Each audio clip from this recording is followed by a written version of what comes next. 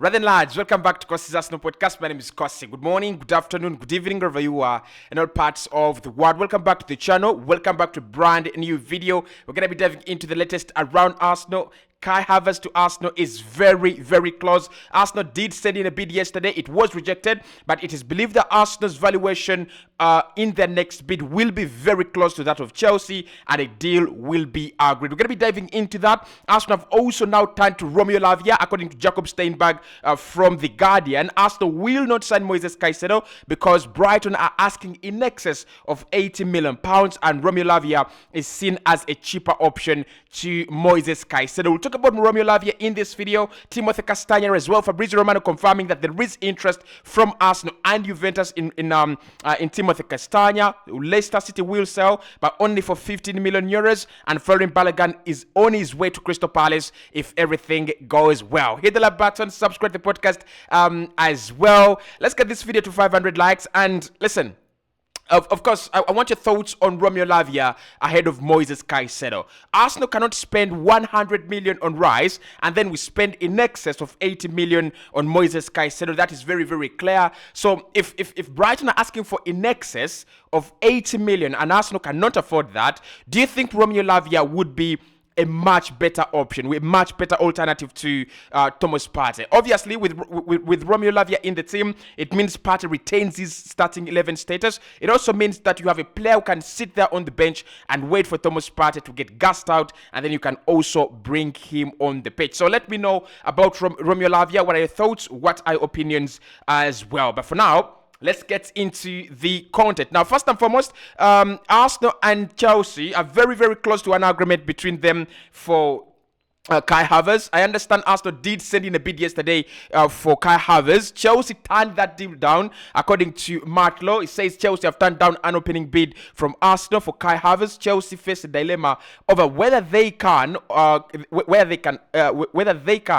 not hold out for their asking price, which is around 70 million. It is understood they are willing to sell the player to Arsenal for just the right price. So that is what Matlow did put out yesterday. And I think further reading on that deal, still from the Telegraph, it can confirm that Chelsea turned down an opening bid from Arsenal for Kai Havertz as they brace themselves for a second offer for Mason Mount for Manchester United. Having turned down a 40 million offer for Mount from United, Chelsea have also rejected a first bid from Arsenal for Kai Havertz. Chelsea value both Mason Mount and Kai Havertz at £70 million each, but face a dilemma over whether they can or not hold out for their asking prices. It is also understood that Chelsea are willing to sell Kai Havertz to Arsenal for the right price, as the German has 2 years remaining on his contract and has indicated no desire to stay and sign an extension. It is understood that Havertz earns around 250,000 a week at Chelsea, and Arsenal are really believed to be willing to match that salary to take the Germany international to the Emirates. During 3 seasons at Chelsea, Havertz has scored 32 goals only in 139 appearances, including the winner for the UEFA Champions League final success over Manchester City 2 years ago. With personal terms likely to be a formality, it now remains to be seen whether Arsenal and Chelsea can find an agreement for Kai Havertz as they negotiate for West Ham's Declan Rice as well. So that is what is happening, at the moment. Arsenal did go in with their first bid, so that means we are absolutely very serious about signing Kai Havertz. We are not joking about, we are not playing about, but still yesterday, according to Plettigol, that is Florian Plettenberg from Germany, he did say that Bayern have now entered the race for Kai Havertz, and up until yesterday, they were not even interested in signing Kai. But yesterday, they did come into the race to sign Kai Havertz, and Arsenal now face competition from the German giants. However, Fabrizio also makes it very clear at the moment that Bayern have not made any bid for Kai Havertz. They have also not initiated any formal contact with Chelsea for Kai Havertz. So they're still watching from a distance. They're looking at this deal. They're looking at the formalities. They're looking at what Arsenal are trying to do and what's going to take for them to sign Kai Havertz. And this is my opinion on this one. I think this deal is going to happen faster and quicker than the Declan Rice deal. I think Edwards has got his, transfer shortlist. from Mikel Arteta, and the manager has told him, this is what I want, these are the players I want, and these are my ambitions for the next season, or probably the next 2-3 seasons. And Edwards looked at the shortlist and has gone, Kai Havertz is an easier deal to do than Declan Rice. Maybe Romeo Lavia is an easier deal to do than us trying to go and sign Moises Caicedo. So I'm looking at Arsenal here, looking for the easier deals, and for me this one is going to get completed, it's gonna get over with before the Declan Rice deal. Is such a very, very easy deal. So the details of the bid, according to what I've seen from the Telegraph still, and the Mail and a couple of other outlets, Arsenal sent in a £55 million bid to Chelsea.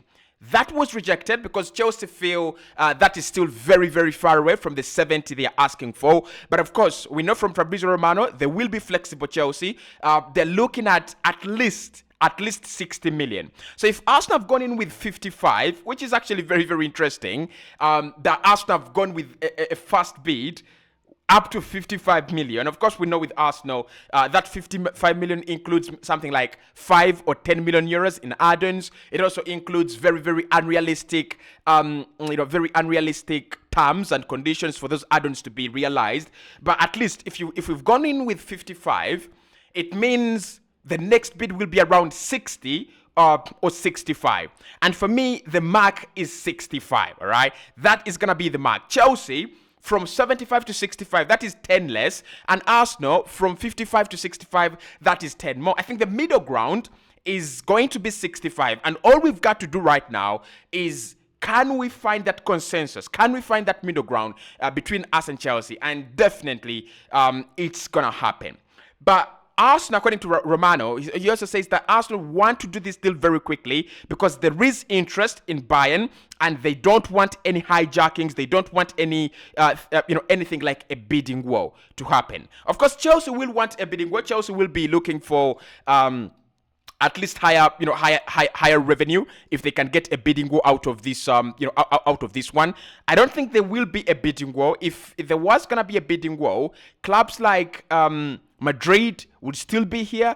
Clubs like, all these big clubs that have been interested in Kai Havertz would actually be here. So everyone and every team that hears of the fact that Chelsea want in excess or maybe of 40 or 50 million, they're walking away because they don't feel the player at the moment is worth that. To be honest, I'm happy with Kai Havertz at Arsenal. I think it just allows us to have that attacking midfielder, natural attacking midfielder in the side. A player who doesn't have anything about game control, doesn't have anything about hitting the brakes, doesn't have anything about, he literally has zero awareness in terms of danger, right?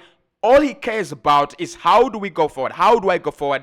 And how do I, create more chances? How do I score better goals? How do I score more goals? That is the kind of player that I think Arsenal need, and that's the kind of player that we've been lacking. I think Odegaard is sensational, but Odegaard is a game controller as well. And you look at him, at times when he hits the brakes, and you're like, you don't do that there. You shouldn't do that there. And it's had a very, very interesting campaign. But for me, a player like Kai Havertz is such a blessing to a club like Arsenal. Yes, it's been a flop, around 39 goals in 139 appearances for Chelsea. Forget that. Really forget that. I think Kai Havertz comes into Arsenal, partners very well with Gabriel Martinelli and Gabriel Jesus, just like Odegaard partners very well with Saka, and we're going to have a really interesting side, a very, very interesting side. Again, he's one of those players that are very comfortable to hit it with his right foot and also hit it with his left foot, so I think that also adds an added advantage to Kai Havertz. But let's wait for this one. It's going to be developing for me. In the next 2 weeks, we should be knowing where he's going, and it will develop quicker and faster than the Declan Rice deal, because Chelsea see themselves as very, very lucky to have a club like Arsenal come in, because they know the financial muscle we have, they know the financial ability we have as a club. So for me, I think Chelsea will definitely listen to us. They will listen to us, especially with our second offer. Now, Arsenal are looking at Romeo Lavia as a replacement to Moises Caicedo in the shortlist. Of course, we know Mikel Arteta already has this shortlist.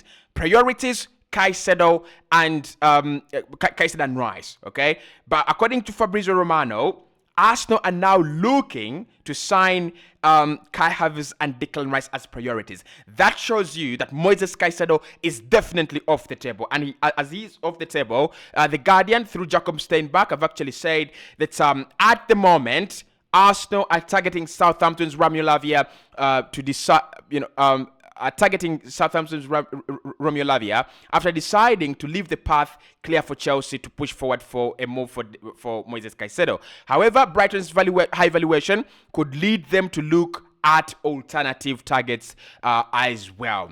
So Romeo Lavia is a player that is not going to come cheap. That's going to be that is the honest truth. Arsenal will not get Romeo Lavia for 40 million. We won't get Romeo Lavia for 45 million, right? And that's why I think Caicedo still was such a valuable signing, was such a very good signing. Because if you sign Romeo Lavia for 60 million and Chelsea get maybe Caicedo for 70 million, if he was available for 70 million, I think Chelsea have got the better deal. But what I'm hearing is that Brighton are actually internally asking for over 100 million in Moises Caicedo. Now, don't get me wrong. I don't think Chelsea will pay over 100 million for Moises Caicedo. I don't think anyone is going to pay 100 million for Moises Caicedo. But he was their star player. He was their breakout star. He was their most important player. And he's one of the youngest players in that squad. And the most valuable player in that squad for me, right? Maybe next season it could be Karo Mitoma. And the other season could be Ivan Ferguson. But this season, it is Moises Caicedo. He's the player that every single club around the world would sign. He's the player that would start from, for any other club in the world. For me, if he goes to Bayern, I think he can play in that double pivot with Joshua Kimmich. If he goes to Madrid, I think he's not better than Aurelien Tchouameni. He's not. But Tchouameni has not played as many games this campaign, especially with the departure of Casemiro. So if Moises Caicedo can go there and write a statement, for me, he starts for them. He starts for Barca. They have lost Sergio Busquets. He starts for Inter Milan. He starts for AC Milan. He starts everywhere. The fact that he's even young, it makes him more attractive. But Romeo Lavia is such a young player as well, and he's such a very interesting talent. Will Arsenal sign him? I think 60 million is going to be high, but he's only played one season at Southampton. I do not see how Southampton are going to go, yeah, we are relegated, so we will sell him to Arsenal for only 30 million. It's never going to happen. Never in a million years. If Arsenal are going to prize him away from the Saints, it's going to be with a lot of money. But we'll talk about Romeo Lavia, of course. We will talk about Romeo Lavia extensively. He's a player I like. He's a player that I really, really, value a lot. Right. So Arsenal as well are looking at Timothy Castagne. This has been confirmed by, Fabrizio Romano. And Romano says that at the moment, Timothy Castagne will be costing Arsenal around 15 million euros. So he says Leicester want 15 million euros to sell Timothy Castagne this summer. No bid from Arsenal at this stage, despite reports. Juventus have opened talks to sign Castagne. Juventus were also linked with Lucas Vazquez, but Real Madrid count on him and he will be staying. Okay. Fabrizio down here says that the situation on Kai Havertz, says Arsenal opening bid rejected, but it's not all over yet. Talks ongoing. Chelsea continue. Talks continue with Chelsea, same as Declan Rice. FC Bayern informed, interested, but not yet bidding, as Arsenal are leading the race, and Chelsea always expected 2-3 clubs to be in the race. But I think the big one here with Fabrizio Romano is the Timothy Castagne one. It's the Timothy Castagne deal. And look, I really like Timothy Castagne, but not as an Arsenal player. I don't rate him that much, but I think what I've said before is what I'm going to say again here. He's a proper right back, and we do not have one. It's one of those positions where I think Arsenal will take anyone. To be honest, it's one of the positions where I'll take anyone. The rest of the position is in positions in Arsenal. You'll have to convince me. like dearly. To replace Partey, you must be good. To replace Xhaka, you must be better. To replace Odegaard, you must be exquisitely world class. To replace Gabriel Jesus, you must have the hardworking, tenacity that he brings to the team. To replace Saka, you must be a star boy with goals and assists. To replace Gabriel Martinelli, you must be that Brazilian with a lot of directness.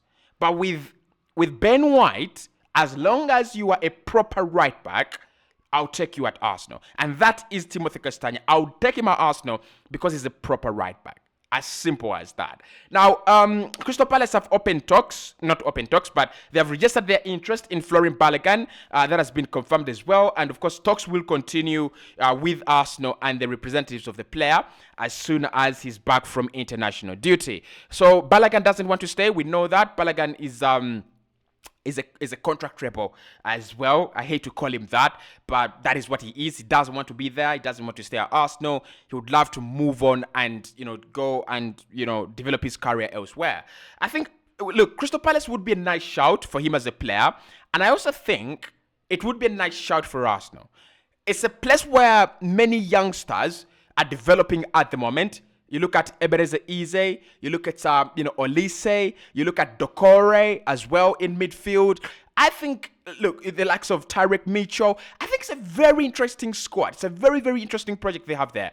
And I think if we gave them, Balogun, it would be easy for us to go, we give you Balogun at 45 million, and we will have the first option to buy him back at 45 million.